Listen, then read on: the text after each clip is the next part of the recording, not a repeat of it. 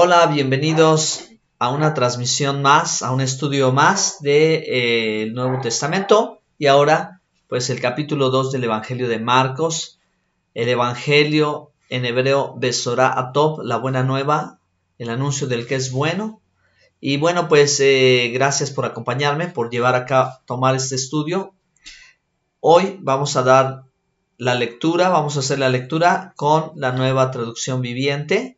Y bueno, posterior a la lectura, pues quisiera hacer los comentarios para que vayamos juntos aprendiendo a descubrir las raíces del idioma hebreo en el Evangelio, para que veamos que, ¿verdad?, contiene hebraísmos o expresiones muy típicas, muy propias, empleadas por Jesús, conocidas por los discípulos, por el pueblo hebreo en aquel entonces. Y bueno, pues así podemos profundizar más en nuestro conocimiento respecto del Evangelio. Así que vamos a estudiar juntos y bienvenidos. Vamos a iniciar la clase de hoy. Vamos a escuchar primeramente el Evangelio y posterior, ¿verdad?, vamos a hacer el comentario. Preparen sus notas, tomen sus Biblias y acompáñenme en la lectura del capítulo 2. Capítulo 2. Cuando Jesús regresó a Capernaum, varios días después, enseguida corrió la voz de que había vuelto a casa. Pronto el lugar donde se hospedaba estaba tan lleno de visitas que no había lugar ni siquiera frente a la puerta. Mientras él les predicaba la palabra de Dios, llegaron 4 hombres cargando a un paralítico en una camilla. Como no podían llevarlo hasta Jesús debido a la multitud, abrieron un agujero en el techo, encima de donde estaba Jesús. Luego bajaron al hombre en la camilla, justo delante de Jesús. Al ver la fe de ellos, Jesús le dijo al paralítico: Hijo mío, tus pecados son perdonados. Algunos de los maestros de la ley religiosa que estaban allí sentados pensaron: ¿Qué es lo que dice? Es una blasfemia. Solo Dios puede perdonar pecados. En ese mismo instante, Jesús supo lo que pensaban, así que les preguntó: ¿Por qué cuestionan eso en su corazón? ¿Qué es más fácil decirle al paralítico? ¿Tus pecados son perdonados? ¿O ponte de pie, toma tu camilla y camina? Así que les demostraré que el Hijo del Hombre tiene autoridad en la tierra para perdonar pecados. Entonces Jesús miró al paralítico y dijo: Ponte de pie, toma tu camilla y vete a tu casa.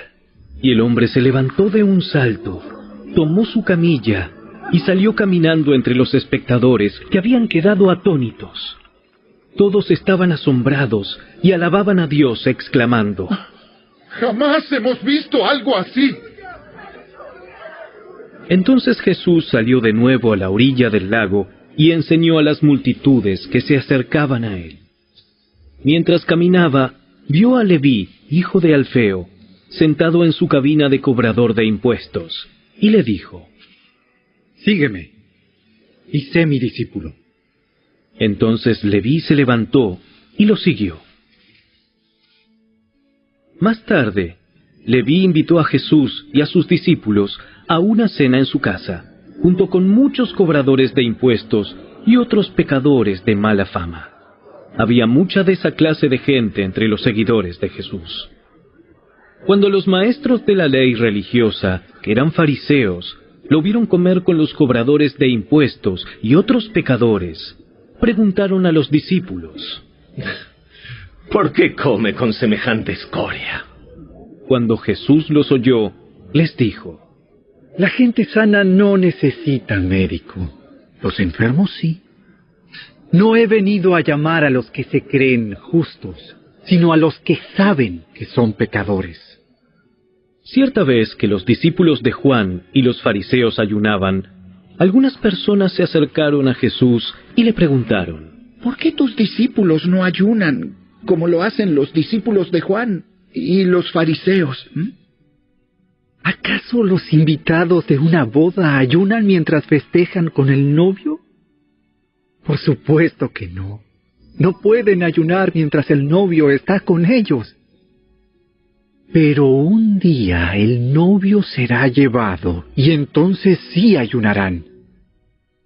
Además, ¿a quién se le ocurriría remendar una prenda vieja con tela nueva? Pues el remiendo nuevo encogería y se desprendería de la tela vieja, lo cual dejaría una rotura aún mayor que la anterior. Y nadie pone vino nuevo en cueros viejos, pues el vino reventaría los cueros, y tanto el vino como los cueros se echarían a perder. El vino nuevo necesita cueros nuevos. Cierto día de descanso, mientras Jesús caminaba por unos terrenos sembrados, sus discípulos comenzaron a arrancar espigas de grano para comer. Entonces los fariseos le dijeron a Jesús: Mira, ¿por qué tus discípulos violan la ley al cosechar granos en el día de descanso? ¿Acaso no han leído en las Escrituras lo que hizo David cuando él y sus compañeros tuvieron hambre?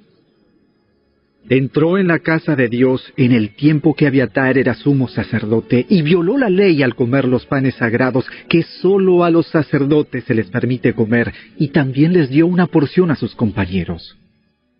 Después Jesús les dijo: El día de descanso se hizo para satisfacer las necesidades de la gente, y no para que la gente satisfaga los requisitos del día de descanso. Así que el Hijo del Hombre es Señor, incluso del día de descanso.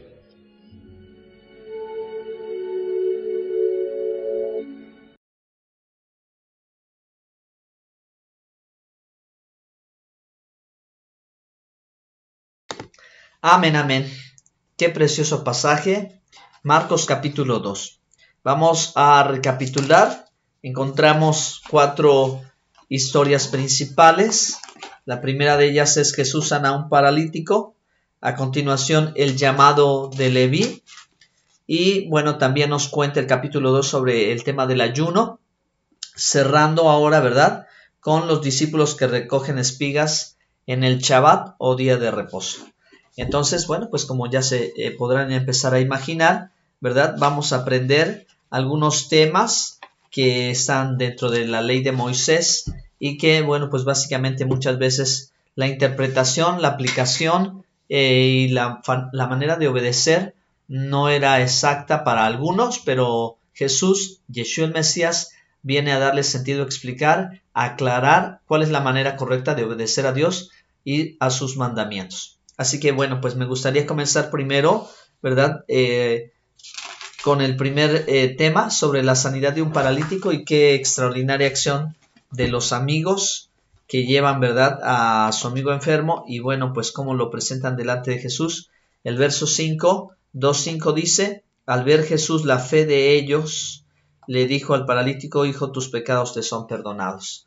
Entonces vamos a centrarnos primero en el aspecto que llama la atención de Yeshua, es la fe. Aquí vamos a aprender la palabra emuná, que es la palabra que corresponde a la palabra fe. Emuná es la palabra hebrea, ¿verdad?, que fue empleada o traducida, o fue más bien pensada, ¿verdad?, aquí Jesús, pronunciada por Jesús, hacia a este grupo de personas creyentes. Entonces la emuná, ¿verdad?, es la fe de ellos. Y en este caso podríamos mencionar o resaltar que era la confianza que ellos tenían para ver que sanaría su amigo paralítico.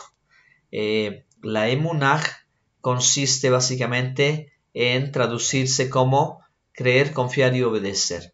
No únicamente conocimiento, información o una fe sin fundamento, sino es creer, confiar, obedecer. La confianza de ellos los impulsó, porque así es la fe, que acciona, una fe viva, ¿verdad? El creer que podía sanar, el confiar que sanaría y el actuar en base a esa confianza, ¿verdad? Por eso esa fe llamó la atención del Mesías y a continuación, ¿verdad?, pues podemos entender la causa de este problema. Tus pecados te son perdonados, lo cual significaba que sanaría algún pecado lo llevó a esta situación. Ellos vienen confiando, ¿verdad?, que están delante del Salvador, sanador y el perdonador, ¿verdad?, que es Jesús, quien, ¿verdad?, daría sanidad a este hombre paralítico con necesidad. Y bueno, ahora el tema que continúa, pues obviamente ellos están discutiendo cómo puede ser posible, ¿verdad? Entonces el Evangelio aquí de inicio nos muestra cómo ellos sabían que solo Dios perdonaba pecados. Verso 7, solo Dios perdonaba pecados. Entonces, bueno, pues aún no era para ellos comprensible que Jesús es el que estaba delante de ellos, era el que de quien se había hecho la promesa que vendría desde la antigüedad, el Mashiach, ¿verdad? Y que pues es de origen divino, es del cielo, no es de la tierra, y por ello tiene este poder para perdonar los pecados. Ahora vamos aunque ellos no quedan satisfechos, porque esto representa como el comienzo de las dificultades para poder reconocer al Mesías o aprobarle, principalmente aprobarle por los líderes religiosos. Ellos no sabían realmente cómo vendría el Mesías, ¿verdad? Todavía a este tiempo todavía existía la duda de cómo vendría el Mesías entre el pueblo judío, y quizás aún todavía exista la duda, ¿verdad?, de cómo sería esto, si era Dios, el Señor, el Adonai Elohim, el que había hablado que vendría.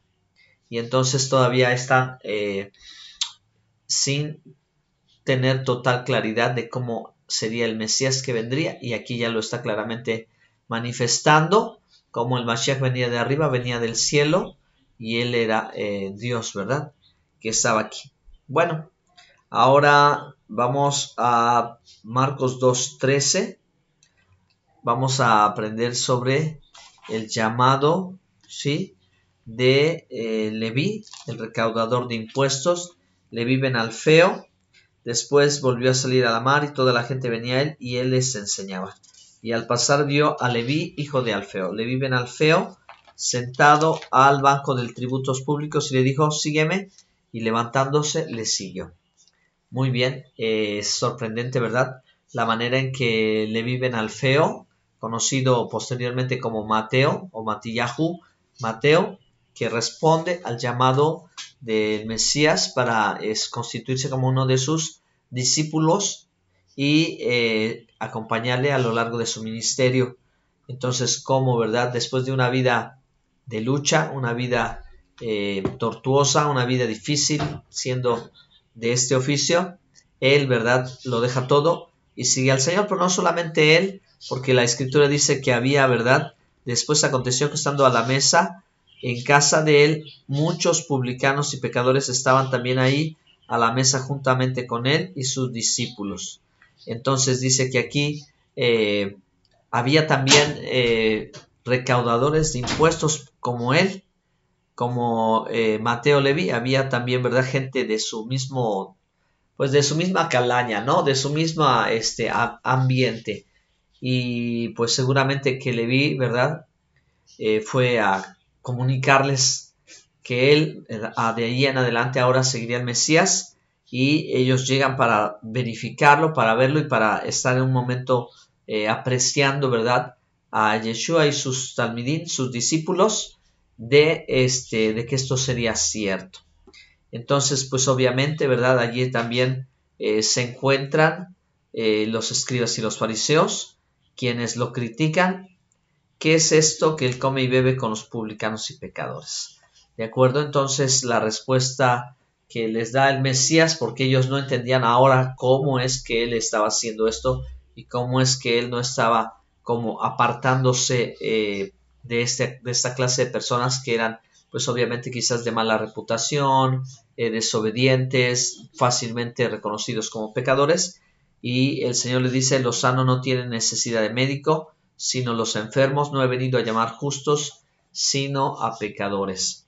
Y esta frase, ¿verdad?, pues es la que también nos ayuda a comprender mejor la misión del Mesías, lo que él viene a sanar, viene a salvar, viene a redimir. Así que era muy claro, era muy sencillo, ¿verdad?, que estos publicanos y pecadores se dieran cuenta de su situación, cuál era la condición en la que ellos estaban viviendo, y se identificaran claramente, ¿verdad?, como pecadores, a diferencia de lo que podría estar sucediendo en los círculos religiosos de los escribas y fariseos y el resto, ¿verdad?, de los líderes espirituales en el templo, quienes, a pesar de pecar y a pesar de haber cedido a la corrupción, al poder de Roma, etcétera, no se consideraban a sí mismos como pecadores. Pero la Escritura nos dice desde un principio todo hombre es pecador, y precisamente siempre vale la pena recordar la historia del Antiguo Testamento, la historia bíblica, para darnos cuenta lo mismo que Pablo dijo en Romanos 1, 2 y 3. Los gentiles, los hombres pecadores. Israel también pecador porque desobedeció la Torá, se apartó del Eterno, y es aquí donde está el relato, ¿verdad?, del Antiguo Testamento, y las razones de la cautividad, y las razones de las guerras, las razones del levantamiento de los amalecitas contra Israel, de los filisteos contra Israel, de los pueblos cananeos contra Israel, y luego pues las guerras internas, las guerras civiles, toda la rebeldía, la desobediencia, por la que, ¿verdad?, Dios envió profetas para hacer volver al pueblo de Israel a la obediencia a sus mandamientos. Entonces, por eso ya, ¿verdad?, debía ser comprensible, ¿verdad?, que pues no hay justo ni aún uno, no hay nadie que haga lo bueno, como dice la propia Escritura, ¿no? Sin embargo, estos grupos líderes religiosos, identificados generalmente como los judíos, porque así lo tomaba el Evangelio, no se hablaba de toda la nación de Israel, sino principalmente de los líderes, del liderazgo de los judíos, o, ¿verdad?, de la tribu de Judá, de la casa de Judá, que está ahí presente mientras Mashiach está cumpliendo su ministerio. Bueno, entonces avanzamos un poquito más y vamos a encontrar la pregunta sobre el ayuno. Ayuno en hebreo se dice Tania, el ayuno, y el ayuno es parte de la vida espiritual, es una gran herramienta. El ayuno no es una mitzvah, es decir, no es un mandamiento, pero está implícito, ¿verdad?, en algunas instrucciones que Dios da a través, ¿verdad?, de los profetas, principalmente en el Antiguo Testamento, donde se impulsa mucho la práctica del ayuno, ¿verdad?, para la fortaleza espiritual. Entonces aquí, bueno, pues miren, dicen, ¿por qué los discípulos 2.18, por qué los discípulos de Juan y los de los fariseos ayunan y tus discípulos no ayunan?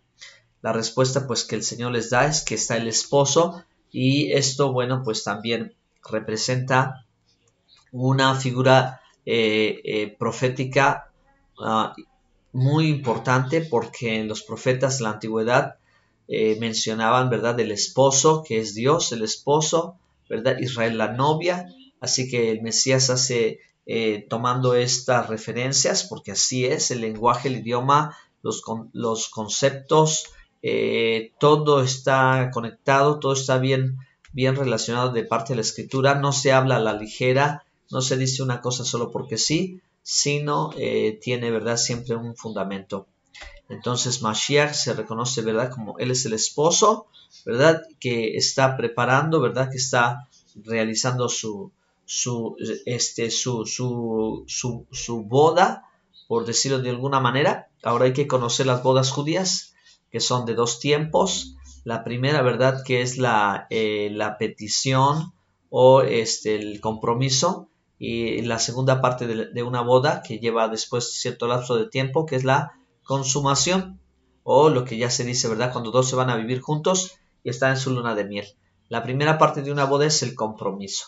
Entonces aquí está el Mesías con sus discípulos, ellos están felices, están aprendiendo del Señor, ¿verdad? Entonces el Señor reconoce que va a llegar el tiempo en que van a tener que ayunar, ¿sí? Cuando Él dice, verso 20, pero vendrán días cuando el esposo les será quitado, y entonces en aquellos días se ayunarán, ¿de acuerdo? Y sí, podemos empezar desde los aproximadamente 6 semanas, ¿verdad?, en las que el Mesías les dijo en Hechos 1, no se aparten de aquí, sino que esperen la promesa del Padre, la llegada del Espíritu Santo. Bueno, Entonces ahora, ¿verdad? Va el Señor a explicarles cómo funcionan las cosas y qué es lo que estaba aconteciendo con aquellos que no le habían reconocido y mejor habían tomado, ¿verdad?, otra interpretación de las Escrituras, otro concepto, y habían formulado ya su propia tradición. Y el Señor les menciona al respecto de esto: nadie pone remiendo de paño nuevo en vestido viejo, y de otra manera el mismo remiendo nuevo tira de lo viejo y se hace peor la rotura.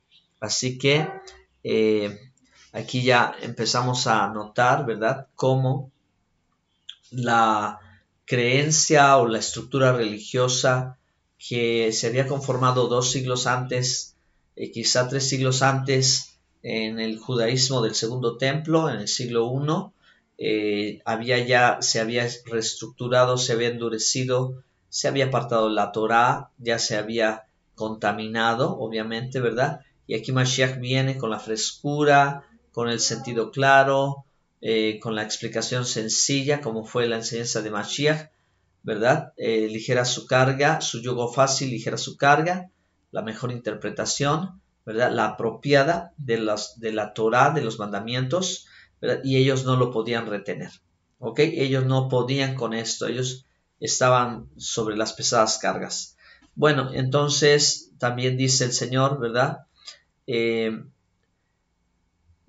Verso 22, nadie echa vino nuevo en odres viejos, de otra manera el vino nuevo rompe los odres y el vino se derrama y los odres se pierden, pero el vino nuevo en odres nuevos se ha de echar. ¿De acuerdo? Entonces, esto pues no solamente se puede referir, ¿verdad?, a la llenura del Espíritu Santo, sino es algo más, es algo completo. Es algo completo, empezando desde la adquisición de la enseñanza de Mashiach, la práctica de la enseñanza del Mesías, ¿verdad? Sus enseñanzas, su doctrina, ¿verdad?, su autoridad, su reconocimiento y la obediencia a ella, y obviamente el cumplimiento de la promesa, ¿no? Entonces, algunas cosas vale la pena ya mencionarlo, que anuncia el Evangelio. Obviamente están en oposición a lo que el judaísmo de este entonces ya estaba creyendo. Sí es bueno notar, ¿verdad?, estas diferencias que existen provenientes del Evangelio con respecto al judaísmo, y como podríamos también, solo como un comentario adicional, mencionar lo que ha acontecido con un cristianismo paganizado con respecto al Evangelio. Se requiere, ¿verdad?, de lograr siempre tener el vino nuevo en un odre listo, en un odre adecuado, ¿verdad? Porque se aprecia, se estima, porque el Señor no quiere que el odre viejo se reviente, ¿verdad?, sino que se conserve. Lo uno o lo otro se conservan, así que es bueno, ¿verdad?, que nosotros constantemente estemos revisando, estemos atendiendo a las palabras de Mashiach para darnos cuenta de nuestra necesidad, donde tengamos, ¿verdad?, que traer una verdadera renovación. Si acaso algo, ¿verdad?, no lo comprendíamos adecuadamente, pues necesitamos aprenderlo bien. Bueno, y esta pregunta fue respecto de el ayuno, ¿verdad? Entonces, finalmente ahora tocamos un tema que va a ser también, ¿verdad?, uno de los temas que se van a discutir constantemente en algunos otros episodios, en este y en los demás versiones del Evangelio, y es respecto de el Shabbat, ¿verdad? Entonces vamos a ir explicando y con esto ya vamos a concluir. Aconteció que al pasar él por los sembrados de un día de reposo, sus discípulos andando comenzaron a arrancar espinas. Entonces la mención de día de reposo en el hebreo es el Shabbat. Shabbat es el día séptimo, Shabbat es el cuarto mandamiento en Éxodo 20. El Shabbat, ¿verdad?, es el día del Señor, y el Shabbat, ¿verdad?, es el día no laborable. Así que para algunos su empleo, trabajo o su ganancia económica era a través del cultivo de los campos, ¿verdad?, del grano de trigo. Pero nosotros podemos ver a Mashiach y a sus discípulos que ellos, ¿verdad?, su servicio, ministerio, o a lo que ellos están ahora dedicados de lleno es a conocer, aprender, seguir al Mesías, y practicar sus enseñanzas y reconocerlo, ¿verdad? Y que se difunda que ha llegado el Mashiach. Entonces, este es su ministerio, este es su trabajo. No es el cultivo del campo. Por eso, cuando uno conoce que las prohibiciones respecto al Shabbat están relacionadas con los asuntos de ganancias de dinero, o si alguien se dedica al campo y todavía en el día séptimo quiere cosechar, entonces aquí ya está, ¿verdad?, cometiendo un pecado. Ellos no se dedican a esto y sin embargo pueden hacerlo, y al hacerlo no están transgrediendo el día. Por eso es bueno llegar a conocer bien de qué se trata, para que nosotros podamos entender que ni Jesús, ni Yeshua, ni los apóstoles transgreden el mandamiento. Sin embargo, ¿verdad?, a los mandamientos se dice que se les colocan cercos protectores, es decir, algunas acciones preventivas para no tener que llegar a quebrantar un mandamiento. Y esto es lo que estaba aquí en cuestión de discusión. Estos cercos protectores eran provenientes de la interpretación farisea o rabínica, y esto pues viene en la tradición oral. Entonces, esta es la cuestión, ¿verdad? Este es el punto de cuestionamiento. Entonces, verso 24, entonces los fariseos dijeron, mira, ¿por qué hacen en el día de reposo lo que no es lícito?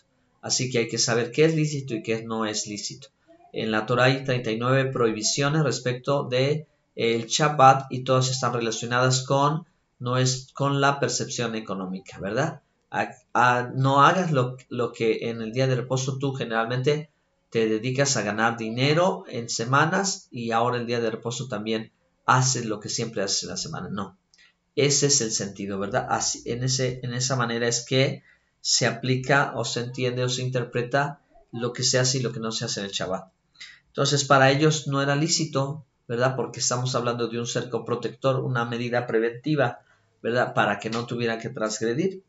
Pero Jesús le dijo, ¿nunca leíste lo que hizo David cuando tuvo necesidad y sintió hambre? Él y los que con él estaban, cómo entró en la casa de Dios, siendo Abiatar sumo sacerdote, y comió panes de la proposición, de los cuales no es lícito comer sino a los sacerdotes, y aún dio a los que con él estaban.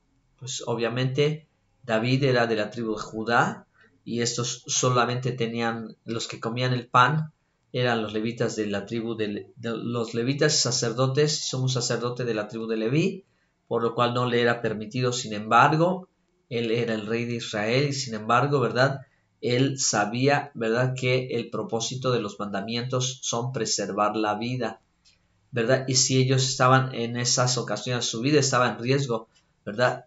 Así que, aunque, ¿verdad?, esto no le era lícito, fue necesario para preservar su vida. Aquí el Señor lo va a explicar.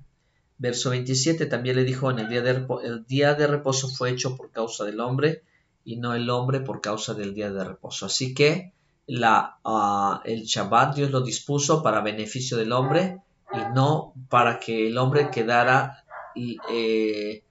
incapacitado, o quedara limitado, o quedara forzado, ¿verdad?, a tener que exponerse, arriesgarse, peligrar o alguna cosa parecida, solo, ¿verdad?, por tener que atender el hecho de no moverse, no atender su cama o alguna otra limitante, y exponer su vida. No es así, la vida está por encima de todo. O sea, la Torah le da prioridad a la vida. Y eso, en base a esto es como el Shabbat se dice, ¿verdad? El Shabbat es por causa del hombre. Entonces, si en Shabbat hay peligro, hay riesgo de vida, hay algunas cosas como estas, hay que moverse, hay que actuar, hay que hacer algo, ¿verdad? Porque el Shabbat le da prioridad a hacer el bien y la misericordia. Entonces, no es al contrario, ¿verdad? Ya llegó aquí, ya no puedo hacer nada. Recuerden, hablar de hacer nada es hacer ningún bien, o moverse, o alimentarse, o tener que trasladarse, ¿verdad?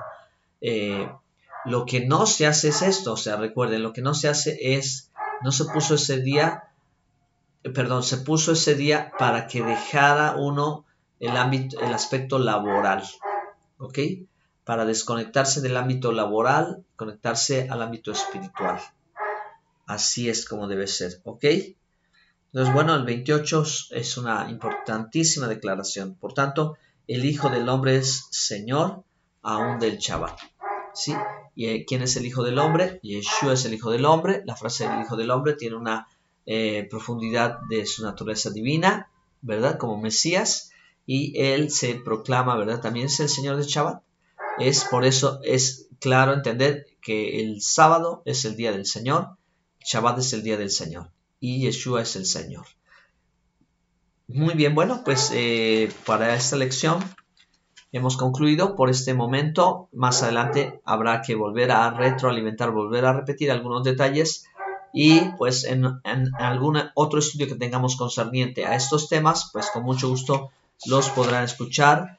Algunos de ellos en las lecciones básicas de las raíces hebreas, donde podemos explicar un poquito más a fondo, pero bueno, pues por el día de hoy ha sido suficiente. Así que un saludo, bendiciones, shalom, nos vemos en el siguiente capítulo.